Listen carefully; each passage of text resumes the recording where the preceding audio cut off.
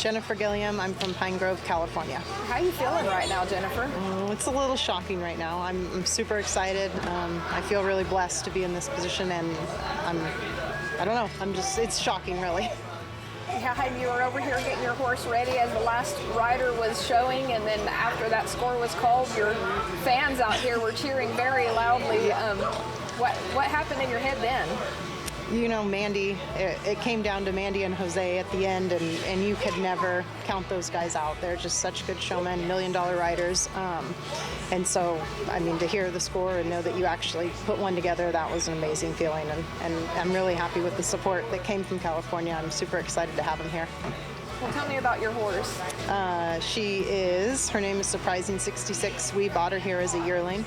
I started her myself and brought her along till the end of October, and then Jordan McBurney took over from there, and she's brought her along from that point, and she's just been great. She's been easy.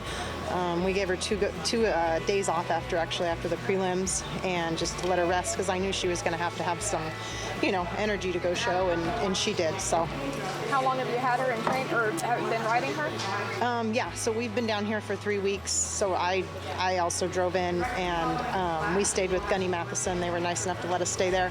And so I've been riding her there off and on, kind of back and forth with Jordan. And then here, same thing, we kind of split our time. But she was living in Washington before this. You mentioned in an interview earlier that you had a horse strong enough. At which point, from the time that you bought her or saw her or even rode her or showed her, that you felt that you knew that you had one strong enough to do this? I think you never really know till you start showing them. I knew she was special early. I told my mom how special she was. I mean, probably March, April of her 2-year-old year. My daughter could ride her bareback, lope her around. She was just one of those come out, same horse every day. And really in the non-pro, that is what you need. They don't have to go do everything at a +1, but they got to do everything good enough. But they really got to go out and do it right the first time. And that's been her from the get-go. You never have to do too much. You can circle her once each way, run and stop once on each lead, and go show. I think I knew I had enough horse. Towards the end of this year, I showed her in 4 pre-Futurity. She won 3 by herself, and we tied to win the 4th one. So we were coming in here undefeated, and I felt like a little bit of pressure with that, but I also felt like, okay, you have enough horse. Like, you just need to keep it together and give yourself a shot to get in there. And what a great mare to finish her Futurity year undefeated. It's pretty special.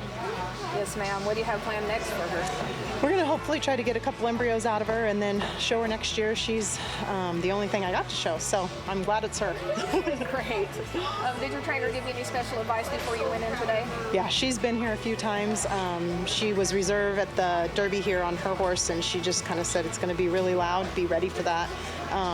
Stay focused, look up and say whoa loud, and just try to kind of let the noise fade out and try to focus and take one maneuver at a time. And I did try to do that, and I felt like it was really good advice to prepare me.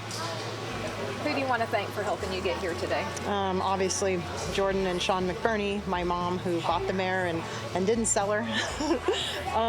My kids that have came, and my husband's back in California. He coaches high school basketball and couldn't fly in, but they all watched on the bench before their game, and my sister-in-law and nieces. I have a lot of family that watch, so kind of everybody. It takes a lot to come from California and be gone 3 weeks. We have 5 kids, so we split them up and kind of just try to hold down the fort till everybody gets home and gets back together.